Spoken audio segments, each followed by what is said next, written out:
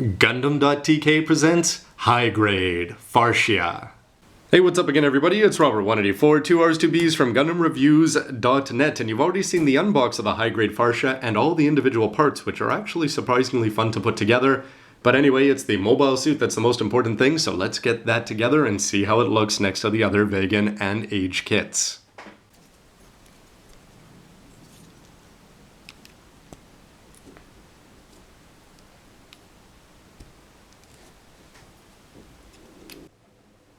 And when she's all put together, here is Yurin's mobile suit from the end of the first generation, and I remember seeing it in the anime, and even though it only was in, one or maybe the end of the second episode, I was still very much hoping that we'd be getting it in high grade, and it's great to see it finally come to life. In addition to just the colorful nature that it's going to add to the shelf, I think that the proportions are very, very unique, and I really like the way that the ankles flare up here to go along with the forearms. The wings sticking off to the side, we've seen that wing motif throughout the whole Vagan UE line, and I think they look great here. The white part separating from the pink is good, and that backpack, which looked ridiculously silly I think when it was off, is really going to add something here. I think it adds a nice part to the whole flower motif. And those little seals back there, which I didn't mention in the parts, they're going to sit in there because they are recessed. They're not necessarily going to sit all that smooth. But this part that sits around protecting the head is going to look good, and it's got that very nice feminine form, which is certainly going to make it look very different from 99% of the rest of your collection. In terms of posability here, well, you can take these front skirts and just sort of twist them out of the way, I suppose, but you can bring the legs all the way up for a nice yoga stretch there. You can bend the knees. It's a very impressive bend there. I wondered if they move at all practically looking at the package. No worries there, which bodes well for the future, but off to the side you're not going to get too much because it's just on a solid ball joint. For the waist section here, you can rotate this around. You'll notice that that whole part just collapsed. And this black part here is you're not going to get any extra hip movement there. It's just that one ball joint that it's attached onto. For the shoulders themselves, they're going to rotate around, and the wings, you can see that if they didn't pop out, they could probably sneak past there. They can. And remember that the shoulders are going to rotate around there, and you're only going to be getting just above a 90-degree bend there. And you've got the traditional just ball joint there, holding on the beam Vulcans and the Vagan hands. Now this back part, if you take a look at it here, you can see that it's going to rotate up, or not rotate, but just sort of pivot up and down.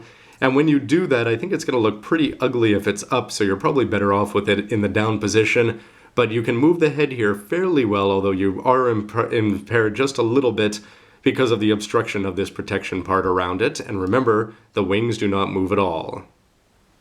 For the MS comparison, well, let's go straight to the big bad himself, Dezel Galette, main antagonist of the first generation, and kicking around for a good part of the second in a very cool mobile suit, which we still haven't got. But back to the Farsia here, I'd say that you can just see how small and slender it is. Of course, it's going to get really bulked up if you add on the Farsia stand and the clear base in terms of height, but overall it's just got that tiny little figure, and the wings back there and that backpack, which again I thought were going to look really big when it's all put together, really do seem small next to pretty much any other mobile suit that you may have. Up against Star-Crossed Flit Asuno's Age 1 Sparrow or Spallow here, you can see that the Sparrow is going to have the edge in height if you discount the commander's antenna there. But actually the Sparrow with its very skinny legs and skinny shoulders especially is actually going to look a little bit more slender than the Farsia, which is somewhat surprising.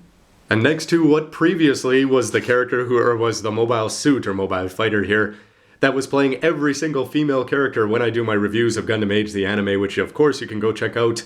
The Nobel Gundam HGFC from God Gundam, Alan B. Beardsley's suit here is going to look a lot skinnier and a lot more slender overall, especially with the legs and its high heels on there, or her high heels, whatever you want to call it. You can see the comparison there for the Farsia. Overall, it's going to have a bigger body, although that's really accentuated by the fact that it's got those big forearm parts on there.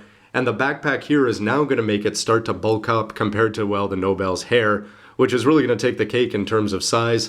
But the wings, overall, you can still see the femininity here, but Nobel is certainly going to look more like a regular human as opposed to just a strange mobile suit.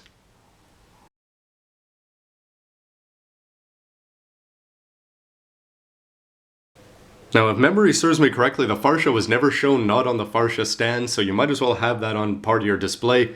And all of a sudden, this is going to make it look even more cool. The legs looked a little bit stumpy, I would have said before, whereas when you add in this extra height, all of a sudden the wings and this part down there is going to have a nice little set of symmetry top to bottom there. The Farsia sword is going to be very, very small in hand, so you're probably hardly going to even notice it there, in addition to the fact that it's in a very unnoticeable color.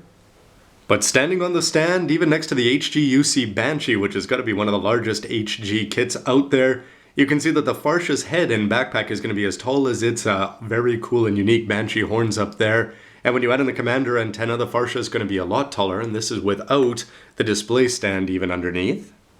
So with it on the clear base, you can see it over Dezel's second generation suit there, the Chronos, hopefully coming out in high grade. But you can just see how tall that Farsia is and filled out. And I really do like the effect of that clear pink down there. It does look like part of the Farsia stand. You don't really notice it just being part of an aerial getting up there tool so much. And ultimately for high grades, Foon Psyche takes it by a unicorn horn. Nothing to do with a Banshee there. Just thought I'd give this a shot, but you can actually get a fair number of ground poses there, but remember that the hips aren't going to move very much, and the ankles are just on solid ball joints there, so you're not really going to get too much mobility, but surprisingly, despite the small amount of surface area of the feet that's actually touching the ground, it's doing a pretty good job there. The backpack, no weight issues whatsoever so far, and these Vagan hands are pretty much going to look good on any mobile suit, and the head can turn fairly well. And whereas I mentioned before that you don't need the clear stand in here if you actually want to have this thing stand up, once you put her on, she's sort of on the back there, which is going to cause... Yes, no matter how much you fiddle around with this, I suppose you could try to bring the arms forward or something, but it's not going to stand up without that extra height from the clear part here.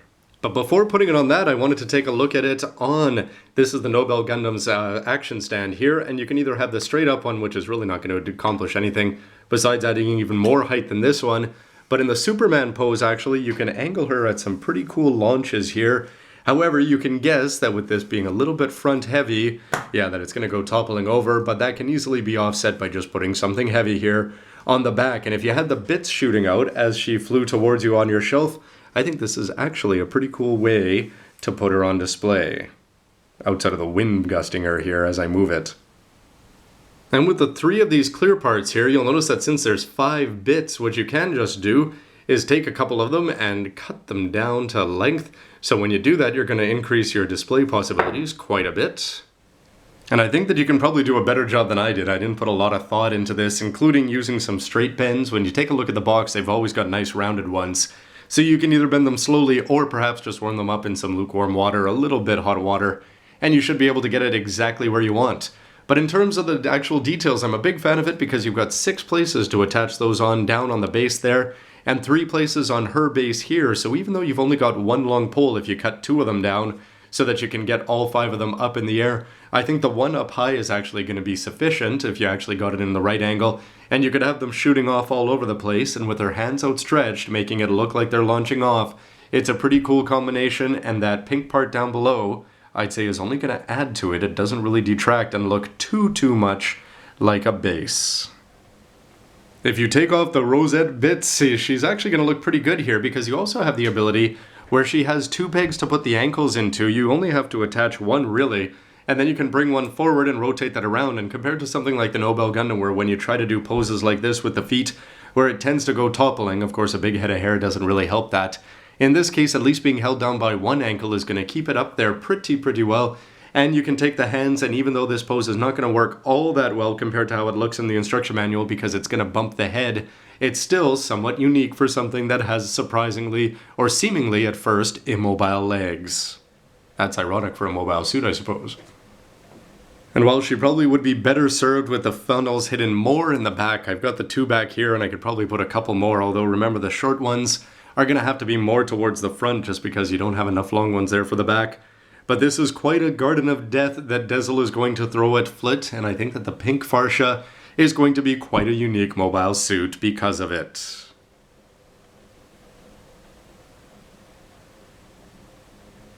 So that'll wrap up my look at the mobile suit mode, so why don't you let me know what you think of it with a comment down below, both off the stand, on the stand, the colors, all the little details, and how about those bits. Even though they do seem a little bit plain, you can actually do a fair number of cool things with this.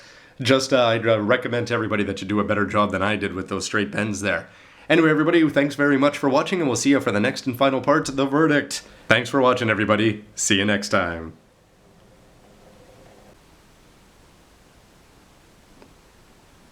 Hey, by the time the second generation came around, me and George, yeah, we had similar hair, I think.